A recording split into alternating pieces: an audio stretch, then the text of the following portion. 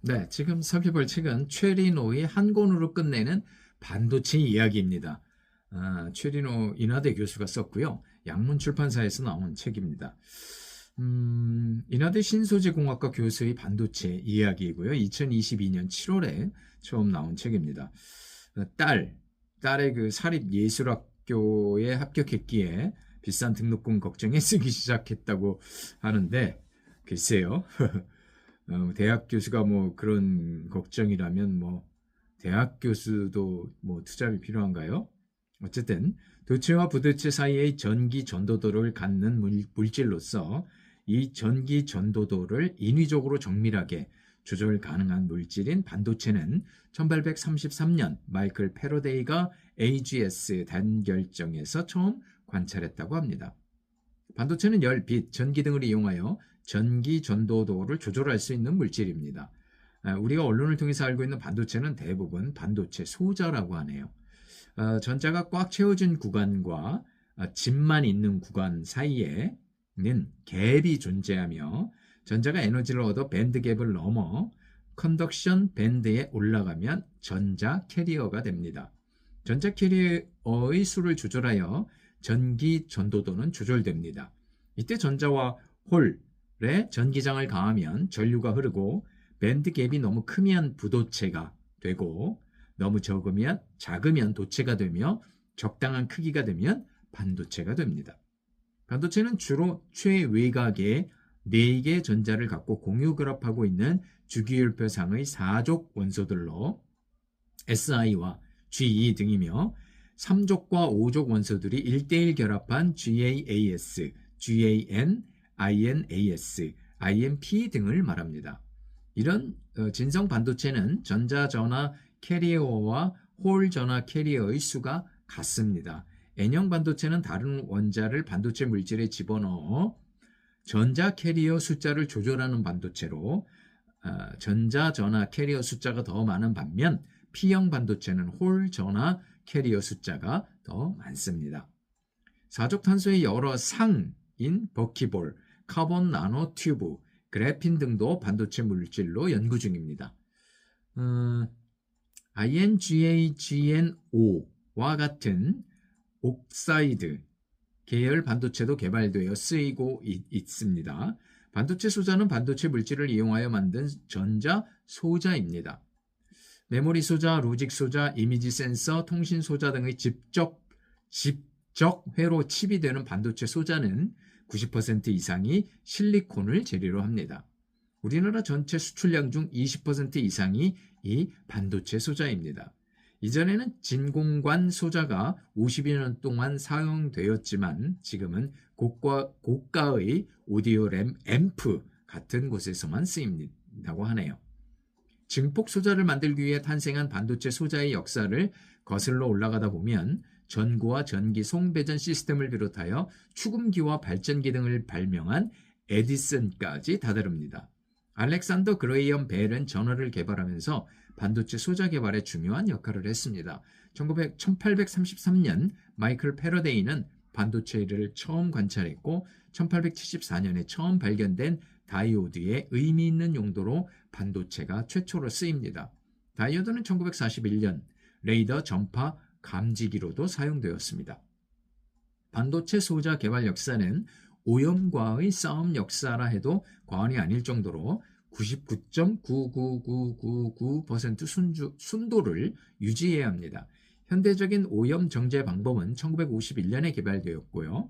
1947년 존 바딘, 월터 브래튼, 윌리엄 쇼클리에 의해 최초로 개발된 트랜지스터는 1952년부터 라디오에 사용됩니다.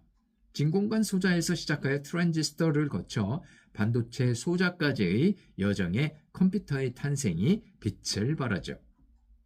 최초의 컴퓨터인 ENIAC은 1945년 진공관 소자를 사용했습니다. 같은 해 폰 노이만 아키텍처를 제안하였고 이 제안은 오늘날까지 범용 컴퓨터의 구조를 이룹니다.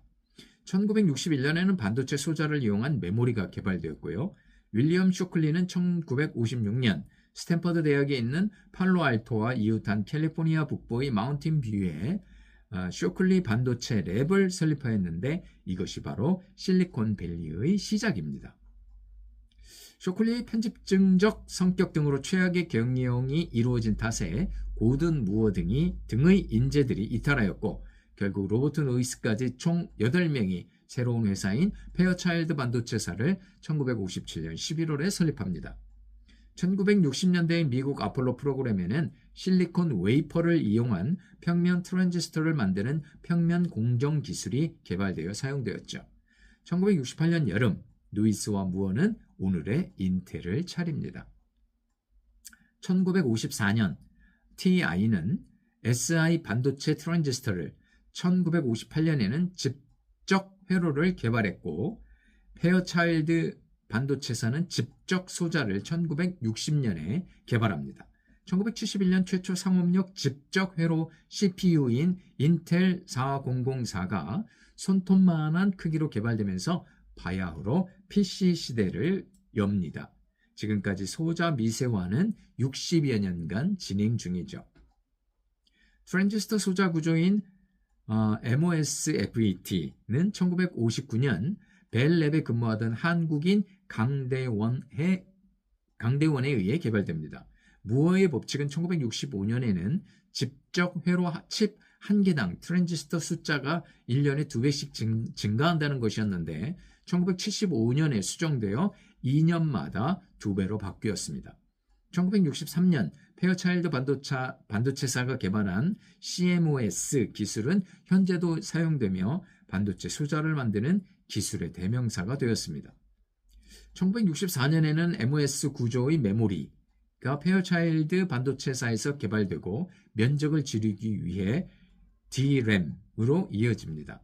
1980년에는 일본의 도시바가 플래시 메모리를 출시함으로써 메모리 시장에서는 DRAM과 플래시 메모리가 양대 산맥을 이루게 되었죠.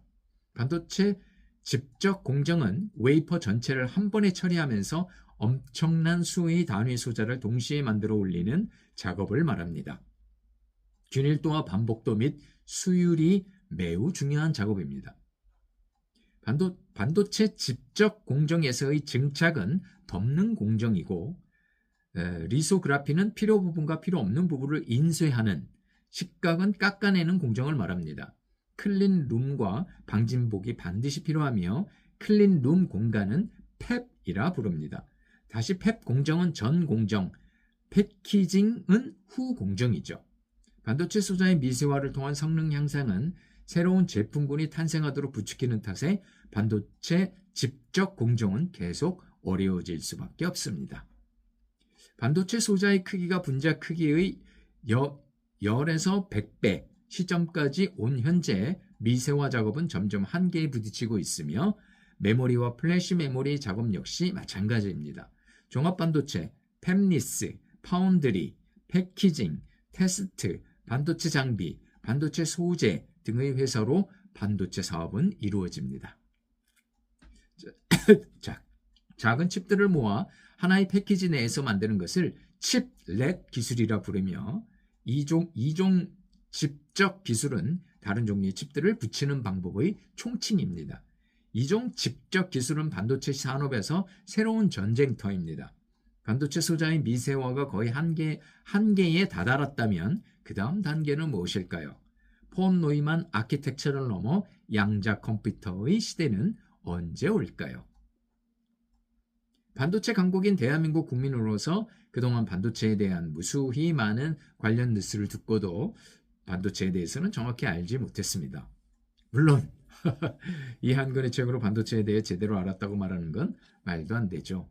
이거 읽기도 어렵고 이렇게 지금 제가 읽은 서평을 쓴 서평을 읽는 것도 이렇게 쉽지 않은데요. 하지만 그동안 몰랐던 반도체 산업에 대해 개괄적으로나마 조금 알게 된 것으로 만족하고자 합니다. 사이언스는 인간의 호기심을 만족시키고 엔지니어링은 고객의 니즈를 만족시킨다는 저자의 말이 멋있네요. 네. 딸의 비싼 등록금 걱정이 쓰기 시작한 책이라서 그런지 책 편집과 교열에 대해서는 약간 신경을 덜 쓴 게 좀 거슬리긴 합니다.